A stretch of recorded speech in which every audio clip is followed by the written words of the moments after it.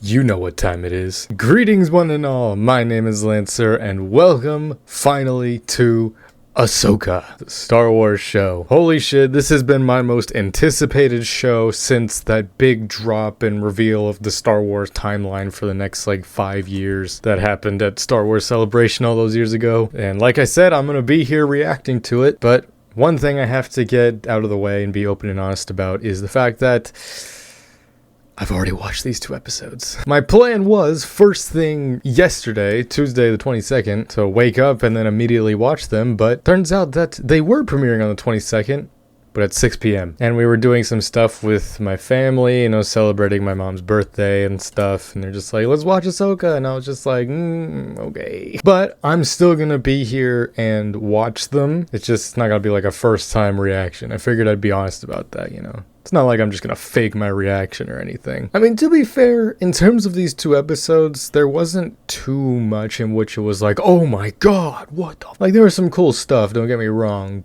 but nothing in which it was crazy shit. It was just cool seeing this story again, but we'll jump into that in a second. Last time when we caught up with Ahsoka, it was during Book of Boba Fett, was the last time we ever saw her, where she was with Luke, and training Grogu and preparing that Jedi temple. But more importantly than that, the last big time we saw Ahsoka before, after Return of the Jedi, is Rebels at the very end, where she meets up with Sabine and don't know what happened there. But these 2 episodes do introduce some interesting stuff that happened after the events in Rebels. But either way, even though I've already watched these episodes, I'm still gonna be jumping into them and sort of rewatching them. My second watch, now that I know I can look out for other things. And we will be doing both episodes since, of course, this was a double premiere. So let's just get right into these episodes. I really loved this opening because it was red and then an opening crawl, which is not really something you come to expect with these shows. It's more for the movies, but that already set the tone for me and just all right, this is gonna be something special.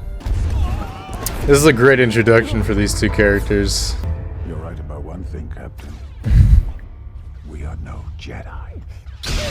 So are their lightsabers meant to be orange? Because I saw things about this, just oh, orange lightsabers, but it's more red, or a different shade of red. And then this hallway scene, man. Oh, dude, the music. His movements are almost robotic, but it's still really cool. Star Wars hallway slaughters are always some of the best. Who is this Jedi? Ahsoka? Tano. And then...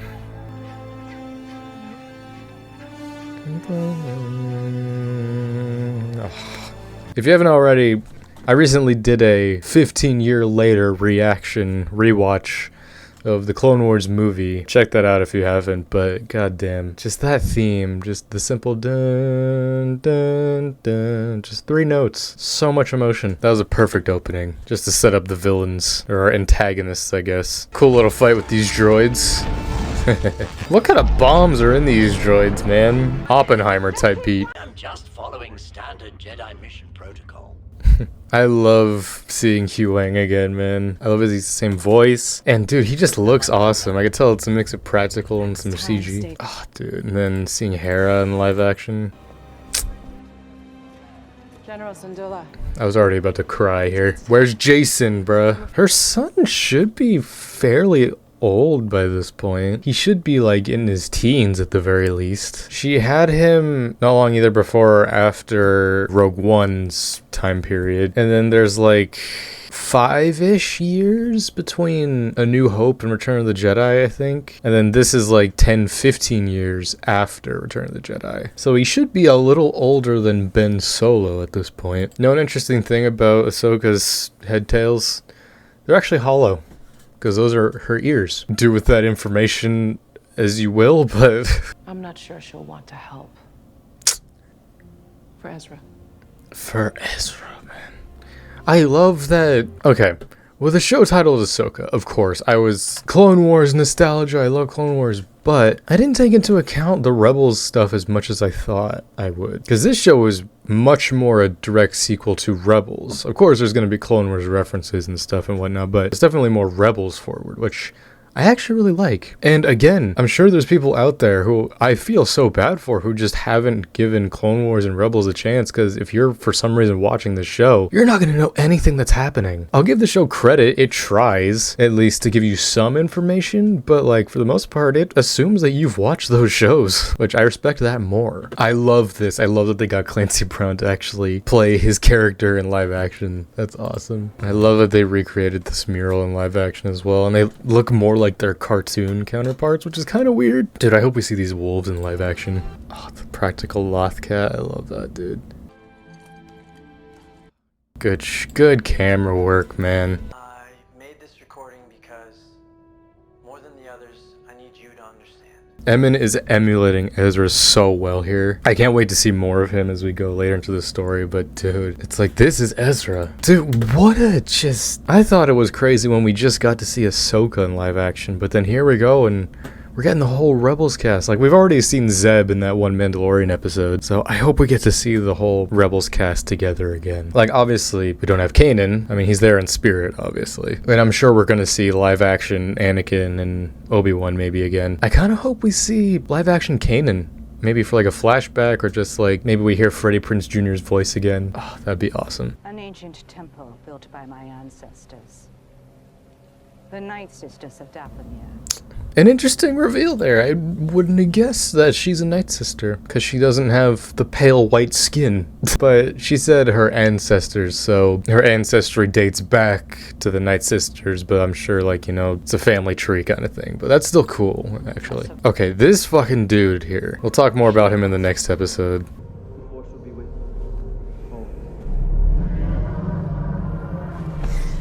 That dream is... Okay, I'm gonna say this so fucking much. That dream she had there, because that straight up is Ezra's last scene in Rebels, where he's, you know, holding Thrawn and the door, just like, the Force will be with you always, and you hear the wails. Ah! God! Hello, Hu Yang? Still in one piece? Dude, okay.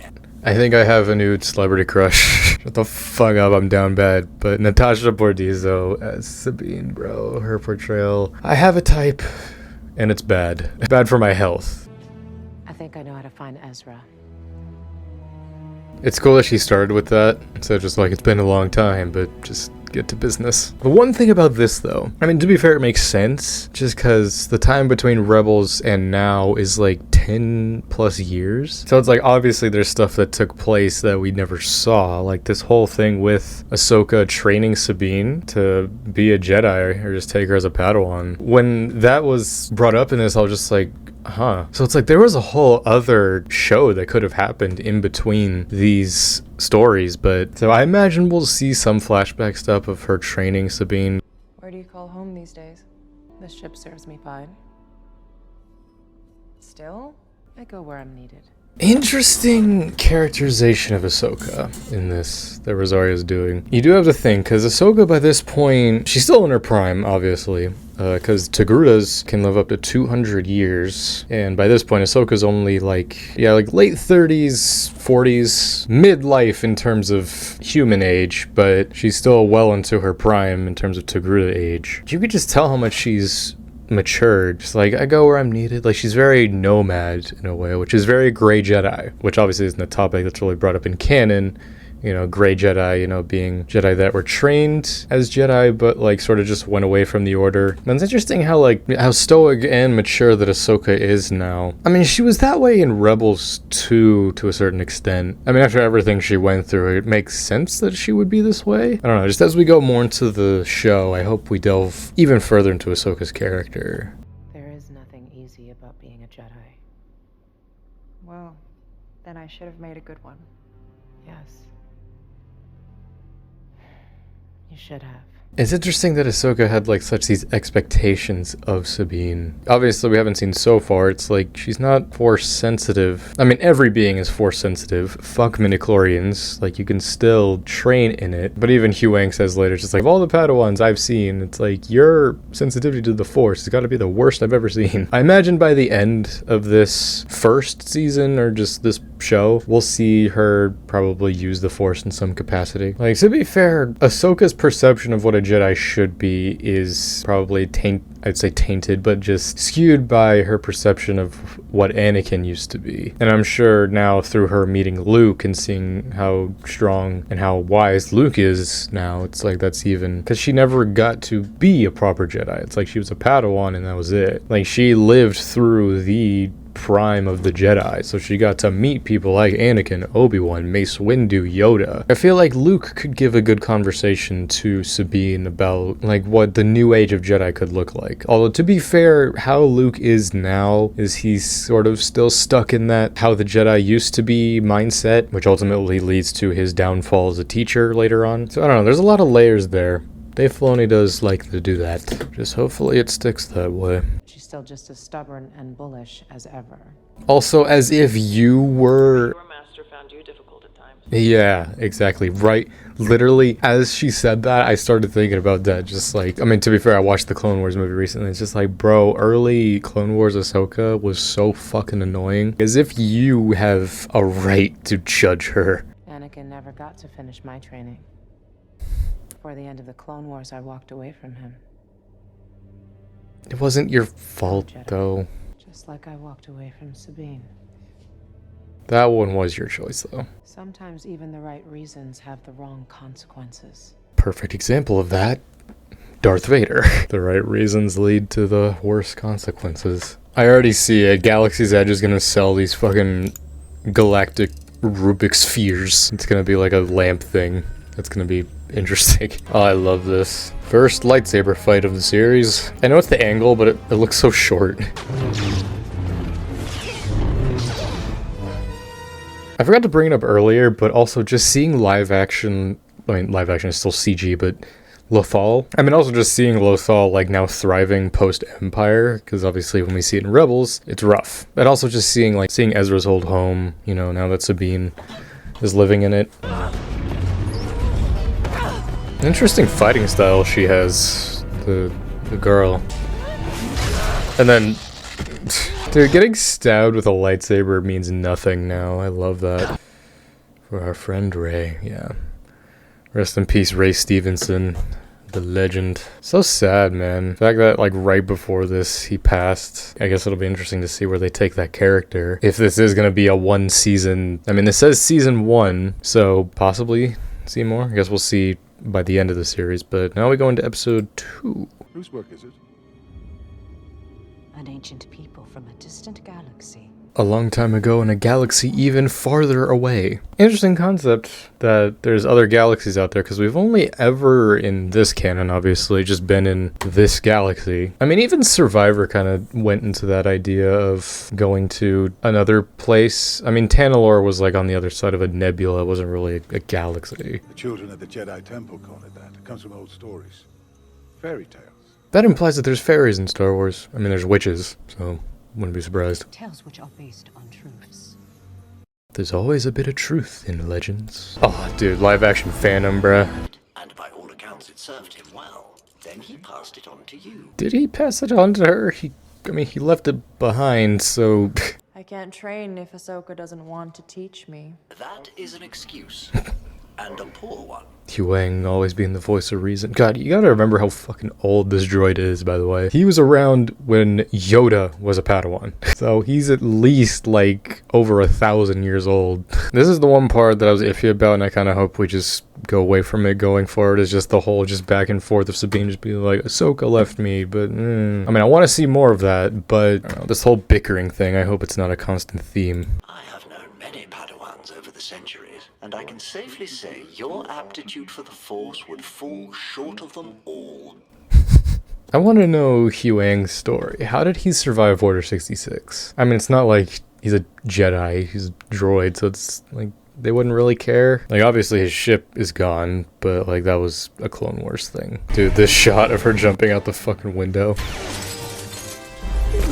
That's Ahsoka right there. Okay, this dude. I have been convinced for the longest time that this is just 8th brother from Rebels. I mean, he looks the same, but I think Balin called him Murok. He hasn't spoken yet. Once he speaks, I feel like that'll give it away. This felt like a Fallen Order type fight.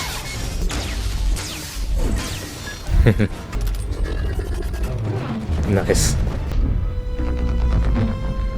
Badass. Alright. Now this felt like a cool Mandalorian moment, especially coming off of the Mandalorian. Just her laying out all her armor pieces. I feel like Sabine and Mando should meet. Well, especially now that at this point, Mandalore has been retaken from Moff Gideon. Now that Bo is taken over. This is cool though, because it's like Kanan in season 4 when he cuts his hair. And then you gotta take that ponytail and throw it in a river. I'm ready. Does she still have all of her, like, gear from Rebels? Like the shield, the whip, her jetpack? I'm sure she has her jetpack still. Okay, with this scene, it kind of faked me out. Because I was like, this scene is just like the end of Rebels. When we see Sabine looking at the mural and then Ahsoka shows up, and then I'm sure it's meant to be like, that was then. And it's like when they first began, and now this is after, and it's like they're beginning again kind of thing. I still want to know, why did Ahsoka have like that Gandalf the White look at the end of Rebels? What kind of adventure did she go on? Take us out, Padawan. She should have kept a strand of her hair. When I saw this fucking thing, I was just like, Halo? But also like Jedi Starfighter hyperdrive thing. So maybe for a big Star Destroyer. The Eye of Zion, as she called it. I love the way these holograms look.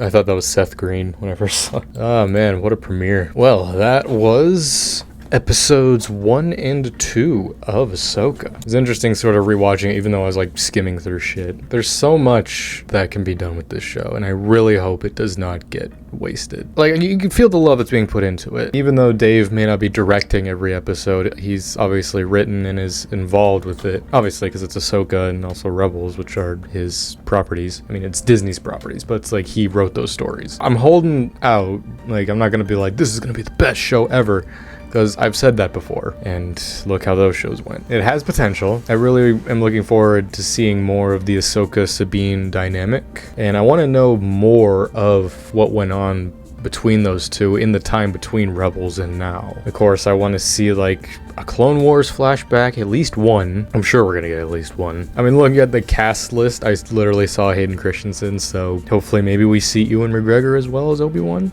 What I really want to know is what happened to Rex, if he's still around. We know he survived Endor, but you know, clone aging and all that, by this point he'd be pretty old. I'd love to see Tamira Morrison as an old Rex. Hopefully these episodes aren't airing at 6 p.m. every Tuesday. I hope it's like a 12 a.m. situation, because if that's the case, I don't know if I'm gonna actually be able to react to them every week. We're gonna end up doing shit like this. I mean, whatever happens, I'm still gonna do weekly videos on Ahsoka for every episode. Again, Ahsoka, one of my favorite characters. I mean, top 3 characters in all of Star Wars. As much as I want to see Easter eggs, I hope it's honestly not just fan service galore, because that's not a good story. Like, so far this feels like a proper like sequel and successor to Rebels. Like, going from cartoon to live action, I know can be weird, but this feels proper. I can't wait to see more of the story, and I hope you all can't wait as well. These were my re-reactions and re-watching of the premiere and episode 2 of Ahsoka. Join me next week for episode 3, as well as everything else that'll be coming out and I'll be watching in the time soon. So until next time, I'm Lancer.